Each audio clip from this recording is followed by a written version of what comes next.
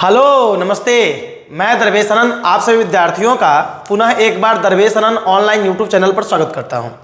बाबू, आज के क्लास में हम 12 फिजिक्स का जो अध्याय नंबर 11 है विद्युत चुंबकीय तरंगे, इस चैप्टर से बिहार बोर्ड के द्वारा 16 वर्षों में जो प्रश्न पूछे गए हैं उन सभी प्रश्नों को हम क्रमवार देखने वाले हैं, अर्थात टॉपिक वाइज देखने वाले हैं, है ना। जैसा कि हम आगे भी कई वीडियो आपको दे चुके हैं, आप उसको देख रहे होंगे। जो बच्चे ऑफलाइन क्लास हमारे पास पढ़े होंगे उनको ये पता होगा कि दरवेश सर कैसे पढ़ाते हैं। मैं अपने मुख से कुछ बोलने वाला नहीं हूं, बस इतना रिक्वेस्ट करूंगा कि जो नए बच्चे हैं, नए बच्चे इस वीडियो को देख करके यदि वो डेमो के दृष्टिकोण से देख रहे हैं तो हम उनसे क्षमा चाहेंगे, हाथ जोड़ के प्रार्थना करेंगे कि इस वीडियो को आप डेमो करने के दृष्टिकोण से ना देखें। क्योंकि हो क्या रहा है कि इसमें 16 वर्षों के प्रीवियस ईयर प्रश्न हैं, इतने ज़्यादा प्रश्न हैं, इतने ज़्यादा भंडार है प्रश्नों के कि बहुत तेज़ी में पढ़ाना पड़ रहा है। तो उस तरह से अपना हम दे नहीं पा रहे हैं, इसलिए नए सेशन के बच्चों के लिए नया लाइव क्लास चलेगा, उसमें आप देख सकते हैं और उससे ये डिफाइन कर सकते हैं कि दरवेश सर कैसे पढ़ाते हैं, है ना। तो अब क्षमा चाहेंगे, उन बच्चों से हम क्षमा बोलेंगे जो बाबू डेमो के दृष्टिकोण से देख रहे होंगे, है ना। चलिए कोई नहीं, तो समय को बचाते हुए हम बढ़ चलते हैं प्रश्नों पे। क्या है हमारे प्रश्न? इसके प्रश्न ऑलरेडी लिख दिए गए हैं, वही सेम आंसर, क्या समय बचाने के लिए, है ना। क्या है भाई कि विद्युत चुंबकीय तरंगे क्या हैं? ये प्रश्न हमारे 2 बार पूछे गए हैं, एक तो 2020 में और दूसरा 2022 में, 2 बार पूछे गए हैं। क्या लिख देना है भाई इसमें? तो विद्युत चुंबकीय तरंगे वे तरंगे होती हैं जो एक दूसरे के लंबवत तलों में विद्युत क्षेत्र और चुंबकीय क्षेत्र के ज्यावक्रीय दोलनों से बनी होती है तथा ये दोलन तरंग संचरण की दिशा के लंबवत होती है। कोई दिक्कत? बाबू, जो विद्युत चुंबकीय तरंगे होती हैं ये विद्युत क्षेत्र E मान लेते हैं कि वाई अक्ष में विद्युत क्षेत्र का दोलन हो रहा है, ये वाई अक्ष है ना, ये वाई है और ये कौन सा है? एक्स है, और इधर की ओर आपका होता है जेड। कोई दिक्कत? तो विद्युत चुंबकीय तरंगे क्या होती हैं कि जो विद्युत क्षेत्र तथा चुंबकीय क्षेत्र के ज्यावक्रीय दोलन से बने होते हैं। जैसे हमने बताया कि ये आपके विद्युत क्षेत्र हैं, ये आपके विद्युत क्षेत्र E और ये आपके चुंबकीय क्षेत्र होते हैं B। ये जो होते हैं ना, ऐसे होते हैं, ऐसे ये होते हैं आपके विद्युत क्षेत्र E और ये होते हैं इसमें जेड एक्स में क्या? B, और इनके दोलन आगे की ओर बढ़ते जाते हैं एक्स में। कोई दिक्कत? तो विद्युत क्षेत्र चुंबकीय क्षेत्र के दोलनों से ये बने होते हैं। कौन बने होते हैं? तो विद्युत चुंबकीय तरंगे। कोई दिक्कत? आगे चलो, परिभाषा है, बस परिभाषा को बता करके आगे बढ़ना है भाई, है ना। क्योंकि समय बहुत कम हो रहा है, लंबा लंबा वीडियो हो रहा है जो बड़ा आपको फिर अपलोड करना बड़ा मुश्किल काम हो जा रहा है। ठीक है, आओ देखो यहाँ पर विद्युत चुंबकीय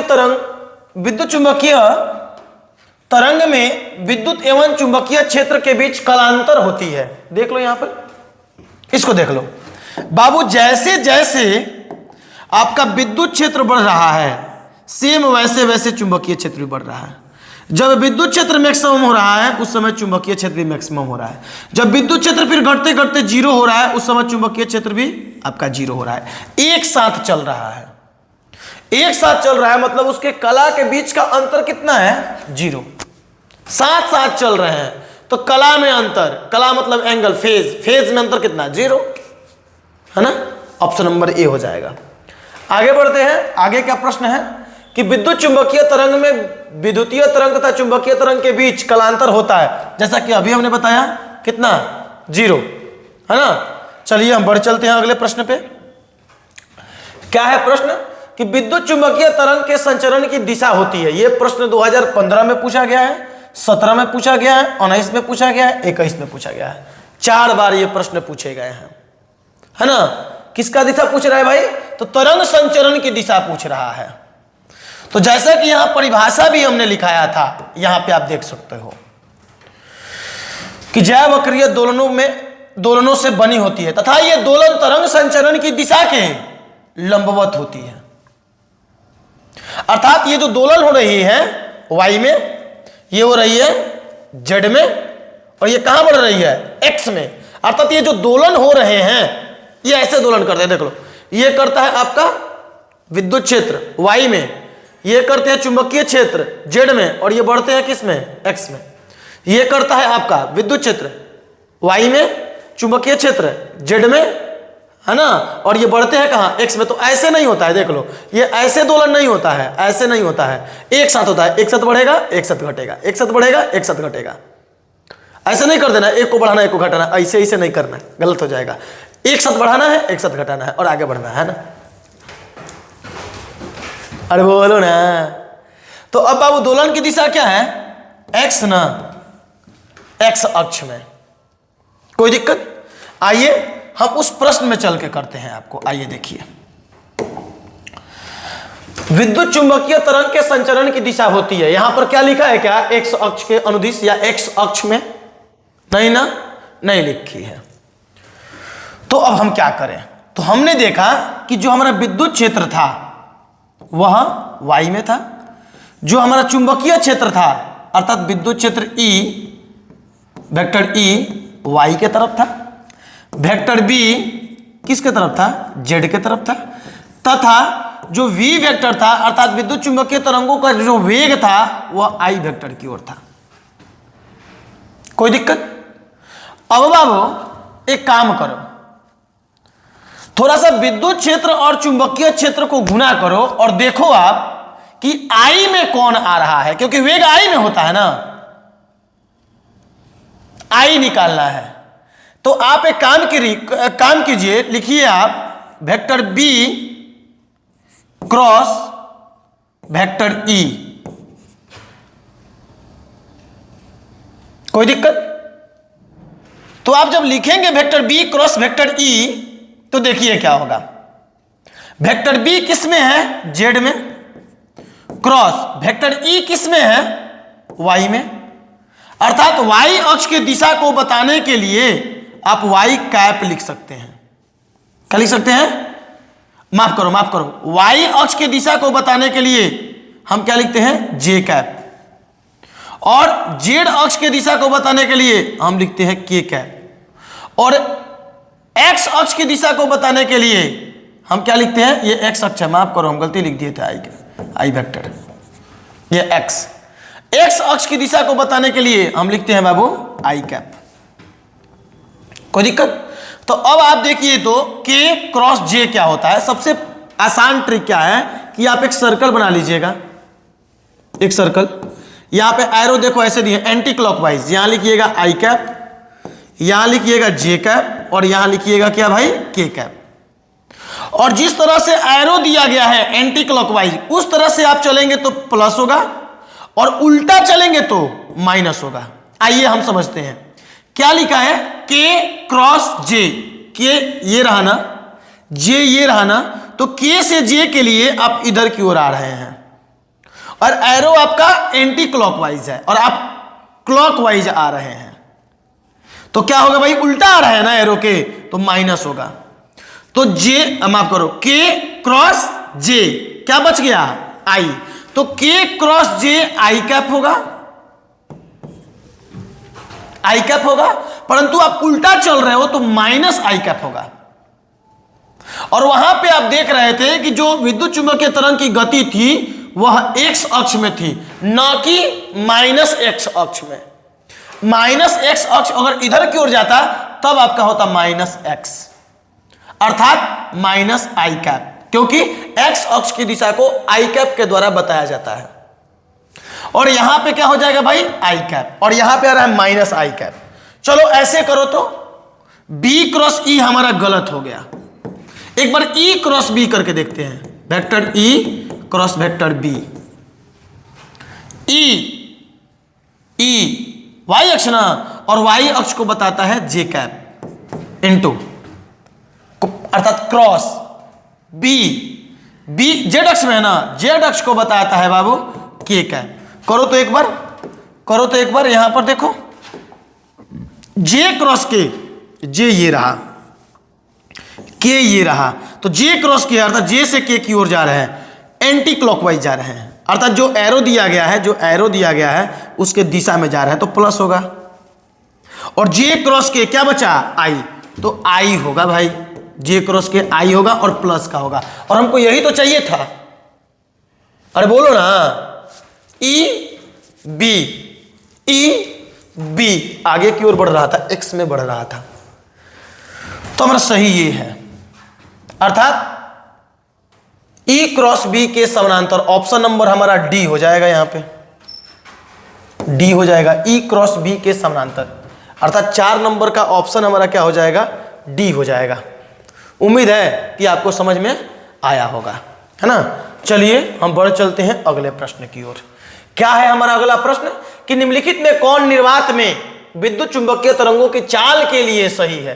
तो बाबू निर्वात में विद्युत चुंबकीय तरंगों के चाल के लिए बी सही है, ये हमने आपको लिखाया है, याद कर लीजिएगा, कोई दिक्कत। C = 1/√अंडर mu naught into epsilon naught, है ना। क्यों है भाई, तो ये बड़ा सिंपल है, C बराबर 1/√अंडर म्यू नॉट निर्वात की चुंबकशीलता 4 pi into 10⁻⁻7 into epsilon not निर्वात की विद्युतशीलता, ये है निर्वात की चुंबकशीलता, और यहां पर है इप्सिलॉन नॉट निर्वात की विद्युतशीलता 8.85 इंटू 10⁻⁻12। इसको सॉल्व कीजिएगा तो 3 इंटू 10⁸ आ जाएगा मीटर प्रति सेकेंड, जो निर्वात में प्रकाश की चाल होती है, निर्वात में प्रकाश की चाल होती है। तो निम्नलिखित में कौन निर्वात में विद्युत चुंबकीय तरंगों के चाल के लिए सही है। तो बाबू जो विद्युत चुंबकीय तरंगे उनकी चाल प्रकाश की चाल के बराबर होती है, तो आपका हो जाएगा ऑप्शन नंबर बी, है ना। चलो हम आगे बढ़ चलते हैं। क्या है भाई हमारा 6 नंबर प्रश्न।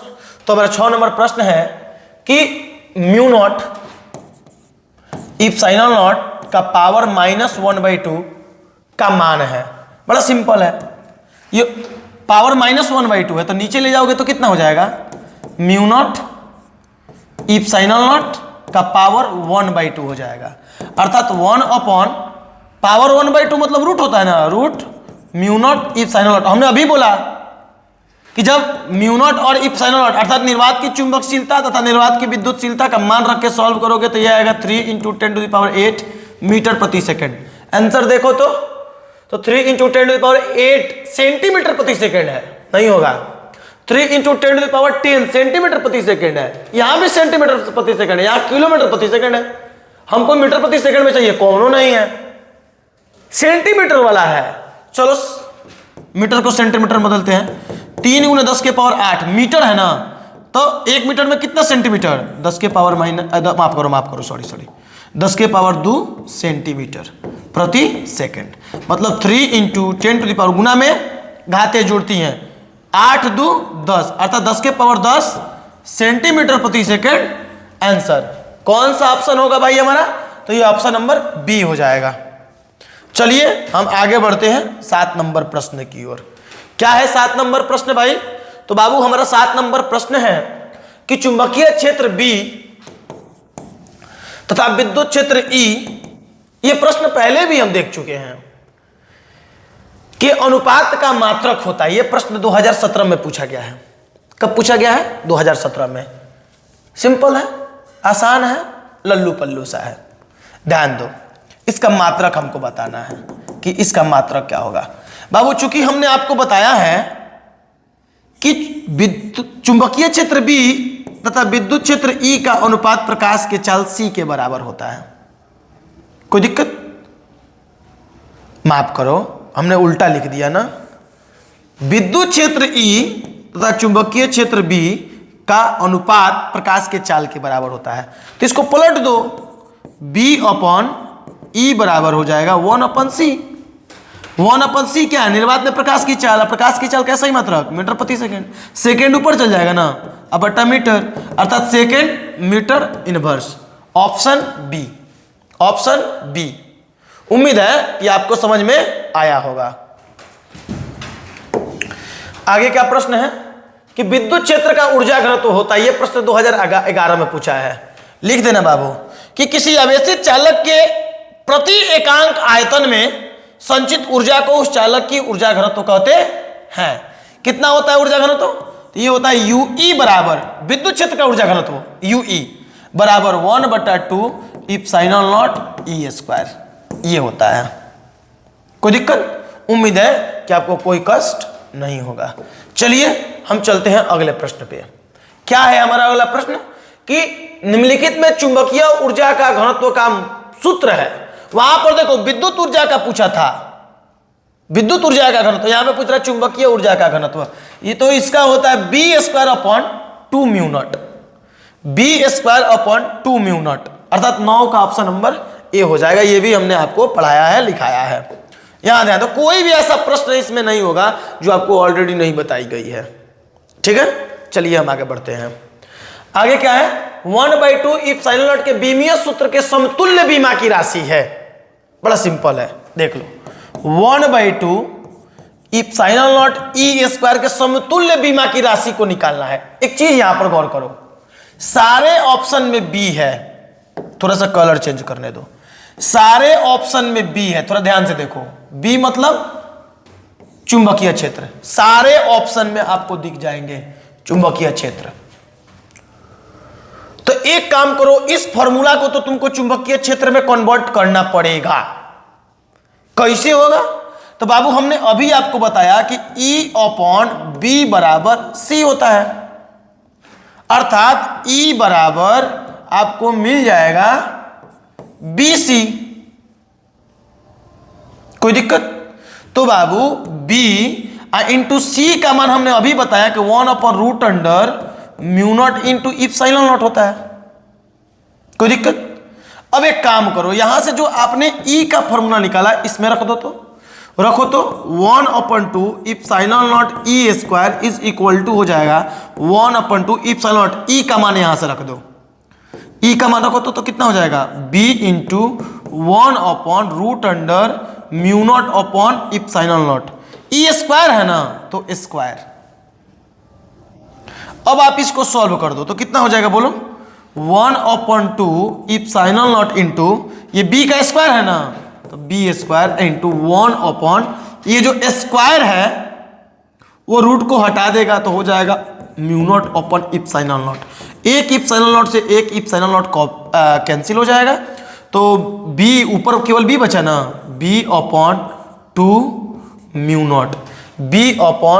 माफ करो b² है ना बाबू, ये b का स्क्वायर है ना, तो b², तो हो जाएगा b² / 2 μ0। Option b² / 2 μ0 option number आपका हो जाएगा ए। उम्मीद है कि आपको कोई परेशानी नहीं होगी। चलिए चलते हैं हम अगले प्रश्न की ओर। क्या है हमारा प्रश्न भाई? तो हमारा प्रश्न है कि विद्युत चुंबकीय तरंगों की प्रकृति है। यह प्रश्न 2018 और 2022 में पूछा गया है। तो बाबू विद्युत चुंबकीय तरंगों की जो प्रकृति होती है वो होती है अनुप्रस्थ। कौन सी होती है? अनुप्रस्थ, है ना। तो ये आपका हो जाएगा ऑप्शन नंबर ए। आगे के प्रश्न को देखते हैं। क्या है? विद्युत चुंबकीय तरंगों के दो गुणों को लिखे। तो लिख देना कि विद्युत चुंबकीय तरंगों के संचरण के लिए माध्यम की आवश्यकता होती है, और दूसरा लिख देना कि विद्युत चुंबकीय तरंगे, अभी हमने बताया ना कि विद्युत चुंबकीय तरंगे अनुप्रस्थ तरंगे होती हैं, तो दूसरा में आप लिख देना कि विद्युत चुंबकीय तरंगे अनुप्रस्थ तरंगे होती हैं। पहला क्या लिखोगे कि विद्युत चुंबकीय तरंगों के संचरण के लिए माध्यम की आवश्यकता होती है। माफ करो, माध्यम की आवश्यकता नहीं होती है। विद्युत चुंबकीय तरंगे निर्वात में भी चल सकती है ना। और दूसरा क्या कि विद्युत चुंबकीय तरंगे, यहां पर हमने बताया ना कौन सी तरंगे हैं? अनुप्रस्थ तरंगे हैं। ठीक है, चलिए आगे बढ़ते हैं भाई। क्या है हमारा अगला प्रश्न कि किसी विद्युत चुंबकीय क्षेत्र तरंग से जुड़े विद्युत ऊर्जा घनत्व एवं चुंबकीय ऊर्जा घनत्व का व्यंजक लिखे। चलो लिख दो, क्या होता है बोलो? यूई, हमने अभी बोला ना, यूई बराबर होता है 1/2 epsilon naught E square, equation 1। और चुंबकीय ऊर्जा घनत्व यूबी बराबर 1/2 b² / μ0। इसको आप इक्वेशन नंबर 2 मान लीजिए। क्यों? क्योंकि आगे इसी में पूछा है कि दर्शाइए कि उनका अनुपात 1 होता है। दिखाना है कि UE अपॉन UB का अनुपात 1 होता है।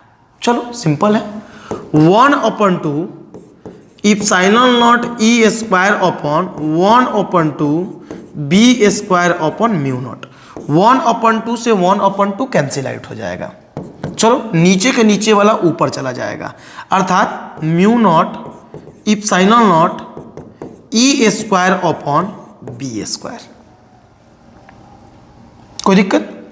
क्या हम इसको ऐसे लिख सकते हैं क्या, UE upon UB, UE upon UB is equal to mu naught epsilon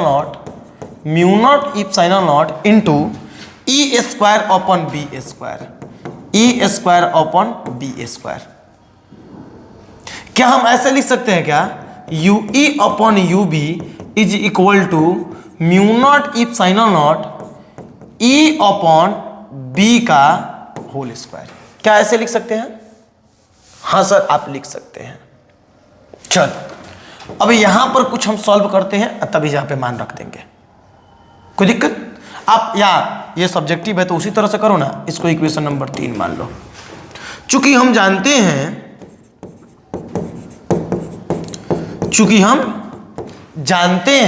क्या जानते हैं सर, तो हम ये चीज जानते हैं सर जी कि C इज इक्वल टू 1/√अंडर mu naught into epsilon naught होता है।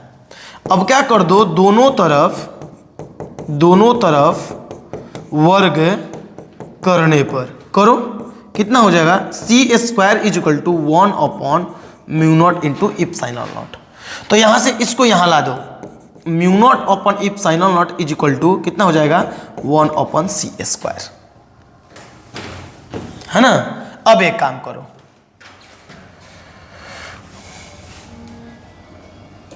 चूंकि C इज इक्वल टू होता है E अपॉन B, ये बात भी हम बताए हैं। समीकरण 3 में मान रखने पर, रखो तो समीकरण 3 यही ना है, UE upon UB is equal to is equal to mu naught into epsilon naught. Mu naught into epsilon naught का मान देखो तो 1/C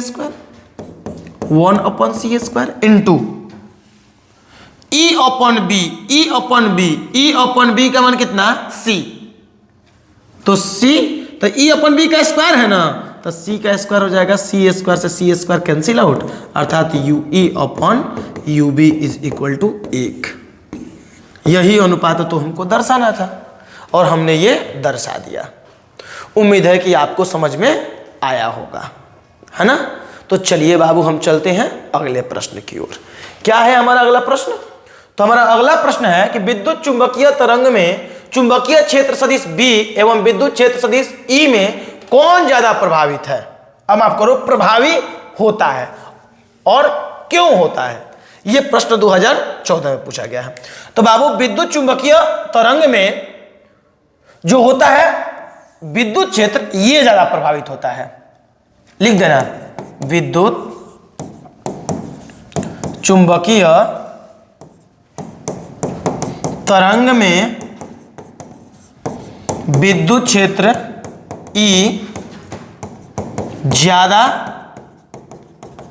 प्रभावी होता है, क्योंकि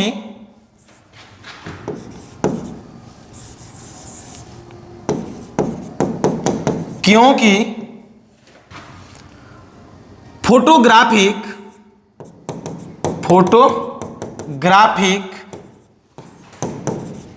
प्लेट को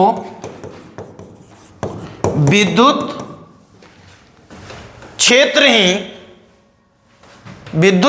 ही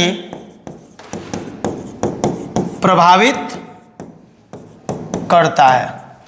ऐसा भी कहा माना जाता है कि हम विद्युत चुंबकीय तरंगों को जब देखते हैं तो हमारे आंख को भी प्रभावित विद्युत क्षेत्र ही करता है देखने के लिए। कोई दिक्कत? इसलिए आपका विद्युत क्षेत्र ज्यादा प्रभावी होता है। चलिए हम आगे के प्रश्न में चलते हैं। क्या है 15 नंबर प्रश्न कि निम्नलिखित में से कौन विद्युत चुंबकीय विकिरण का तरंगदैर्घ्य न्यूनतम है। तो बाबू विद्युत चुंबकीय तरंगों में सबसे न्यूनतम किसका तरंगदैर्घ्य होता है, तो गामा का। आपको याद रहा था ना, गाड़ी XUV इन माई रेंज, जिसमें सारे विद्युत चुंबकीय तरंगों का नाम क्रम से आ जा रहे थे। गाड़ी XUV इन माई रेंज, है ना, आपको हमने ट्रिक दे करके पढ़ाया था। चलिए हम आगे पढ़ते हैं, अर्थात 15 का डी हो जाएगा। 16 एक्स किरणें हैं, गतिमान इलेक्ट्रॉन, गतिमान धनात्मक आयन, गतिमान ऋणात्मक आयन विद्युत चुंबकीय तरंगे। बाबू एक्स विद्युत चुंबकीय तरंगे होती हैं, एक्स किरणें, तो ऑप्शन डी हो जाएगा। चलिए आगे बढ़ते हैं, कितना नंबर 17 नंबर। एक्स किरणों की किन्हीं दो गुणों को लिखें, तो लिख देना 1 नंबर कि गैसों को आयनीकृत करने में, गैसों को आयनीकृत करने में, और दूसरा आप क्या लिख सकते हो, फोटोग्राफिक प्लेट की रासायनिक क्रिया करके उसे काला करने में। क्या लिख देना, फोटोग्राफिक या फोटोग्राफी की प्लेट को रासायनिक क्रिया करके उसे काला करने में। इस तरह से आप इसमें दोनों गुण लिख सकते हैं, है ना। चलिए हम आगे बढ़ते हैं। क्या है अगला प्रश्न कि निम्नलिखित में कौन विद्युत चुंबकीय तरंग नहीं है। तो बाबू इसमें ध्वनि तरंग है, आपको विद्युत चुंबकीय तरंग नहीं है। बाबू ये इस चैप्टर का लास्ट प्रश्न था। ये चैप्टर थोड़ा छोटा है, मिलेंगे हम अगले चैप्टर में, अगले अध्याय में, अगले दिन। तब तक के लिए बाय बाय। मन लगा के पढ़िए, जाकर के एग्जाम में एकदम सारे प्रश्नों का जवाब देना है, उसके लिए आपको मेहनत करना पड़ेगा। ठीक है बाबू, बाय बाय।